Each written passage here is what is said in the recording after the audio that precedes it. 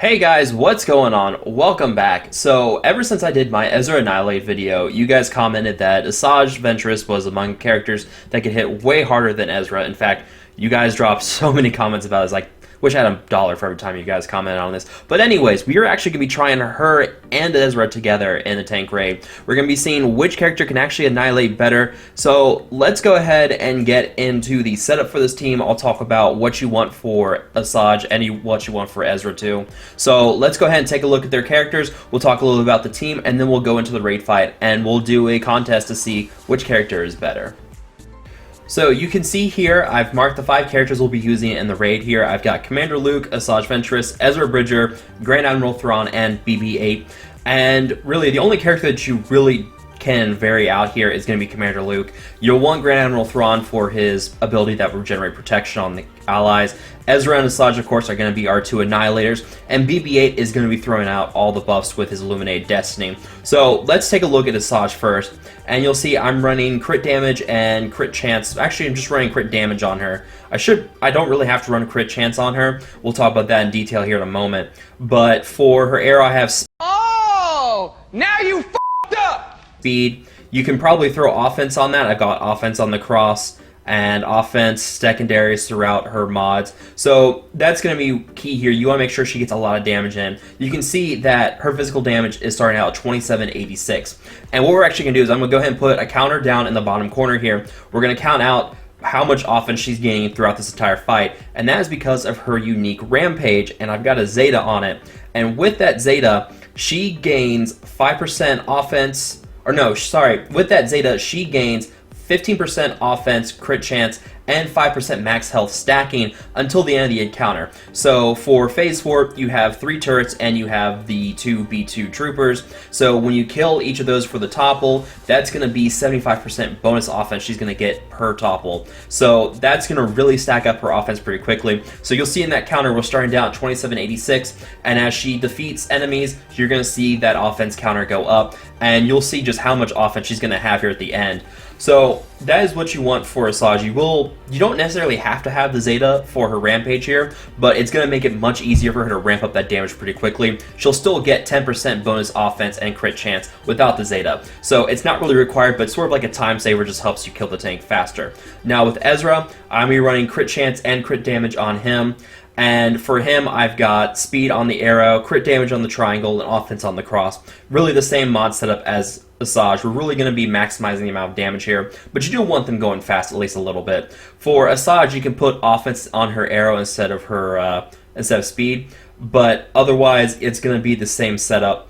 And for Ezra, you will want the Flourish Zeta for him because that gives 50% bonus damage and also gives him a lot of turn meter, 75% turn meter if he uses it on a character that does not have any buffs. So with that, you're going to be using both those in conjunction with BB-8's Illuminated Destiny, as Illuminated Destiny is going to give crit chance up, crit damage up, offense up, speed up, and advantage to all allies for 4 turns. So with that, you're going to be getting out a lot of flourishes with Ezra and a lot of basic attacks with Asajj. You'll see how much damage she ends up doing with her basic attacks during this fight. So those are the 3 characters that are really going to be the base of your damage. So that is a setup for these characters. Let's go ahead and get into the boss fight, and let's see just how much damage these characters can do.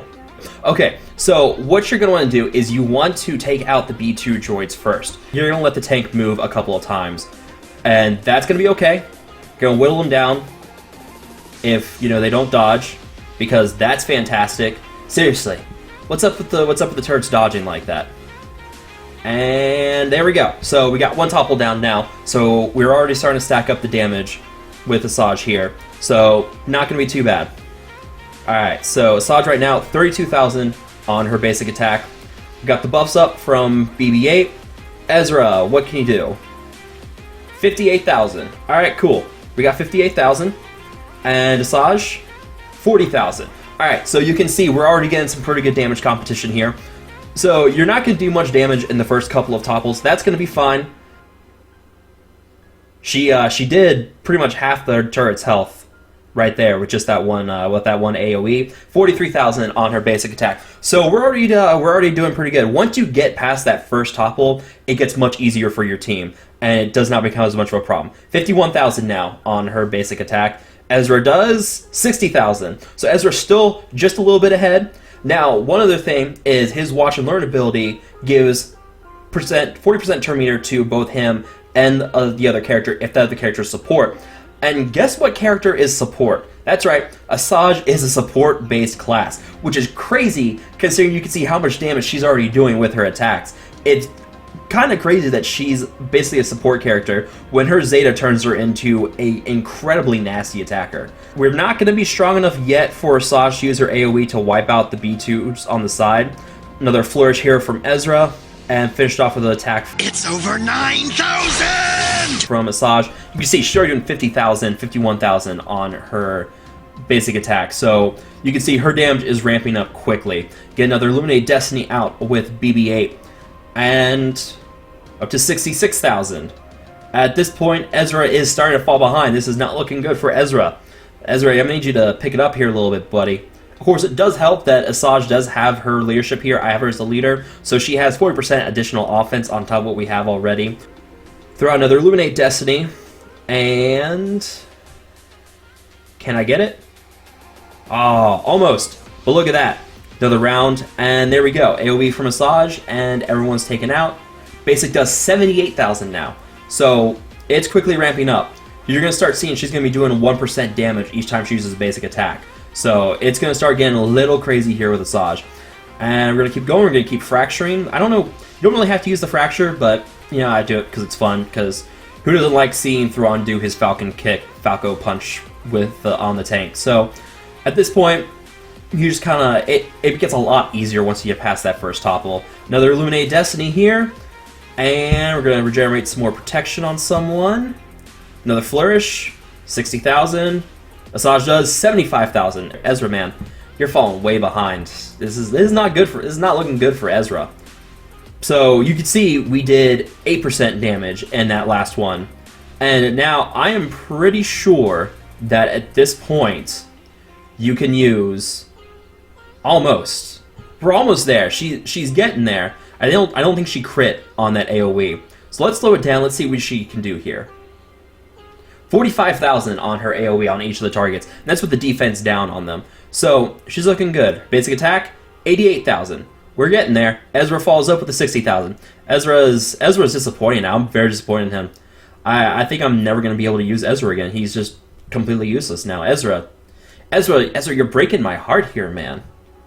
You're breaking my heart. Shameful. A shameful display. Shameful display, I tell you. Absolutely shameful. At this point, you really don't have to worry about protection regeneration for Asajj because she gains 5% additional health every time someone dies. So really, at this point, you are just fine with without having her regenerate her protection. She's got so much health now, it doesn't even matter. Go, Asajj. 35,000. Alright, and we'll follow up with another one. And there you go. Ezra still doing his mediocre 60,000 per flourish. This is lackluster now. I'm very disappointed in him. I'm going to have a talk with Ezra. I'm going to sit down and have a talk with him about his lackluster performance. Ezra, worst character ever. For shame. Completely unplayable now. So, yeah, 100,000 now. She's broke 100,000 damage. So, she's doing just fine with her damage here. Let's see, can I do it? There you go. One AoE knocks out the whole tank. Now 115,000 now. We're getting there, guys. We are getting there with damage. She's doing great now. And at this point, as long as she keeps her buffs, you can pretty much do this. And look at that. The turrets couldn't even move. Somehow she had 100% turn meter. I'm not exactly sure what happened there. But yeah, she was able to move before the tank could. And yeah, she basically just wiped everything out.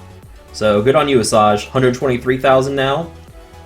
At this point, this is why you don't really have to stack up crit chance on her, because at this point she's running like 200-300% crit chance, and at this point it just doesn't even matter. So yeah, stack up damage mods. Get that crit damage mod set on, and then just focus on mods that give you lots of physical damage. Let's do one more. And look at that. At this point, it just becomes kind of like an auto thing, because you're able to just knock everything down.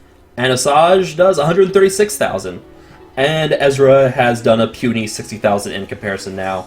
So, for shame, Ezra. For shame. He's just unusable now. I can never go back and use Ezra again. So, one more AoE, and everybody's gone again. And her damage, 145,000 now. So, she's doing good. And, of course, if you feel like you want to speed things up, call in Asajj to assist. It really is a beautiful sight, just watching how much damage these two characters can do together. I know it doesn't look like much, like Ezra's doing much, but keep in mind that it's because Asajj is dealing so much damage on her own. Let's see, one more time. 85,000 on her AoE. I think we're going to do enough damage on this one topple. So, you can see we still have 2 or 3 turns left on the Enrage before things get out of hand. But even then, Asajj has so much health on her that you can do another topple or 2 afterwards just to finish off the tank, and it really won't be a problem. Yes, we'll be able to do it. Look at that! 164,000 on the final hit, and the tank is done. So, let's take a look at the final damage screen. There goes Grievous. Bye-bye, Grievous. Hashtag rework Grievous. Grievous needs a rework. And he goes off in a ship. Hashtag where's Grievous's ship? That's a long hashtag. Yay, victory! And let's see. Asajj did 6.2 million damage. Ezra did 3.5 million damage. So basically, both those characters combined together for approximately 10 million damage? Pretty good damage for both of them. Asajj is about double what Ezra does, but still, both characters did a lot of damage here. Yeah, guys, that's pretty much it for this video. It's a quick demonstration to Annihilates into the tank. But yeah, if you guys have any questions, feel free to ask down below in the comment section. I'll do what I can to answer them. I hope you guys have enjoyed watching this. Feel free to subscribe to my channel for more stuff in the future. And to all of my McMinions out there, you guys keep enjoying these videos, and I will talk to you guys later.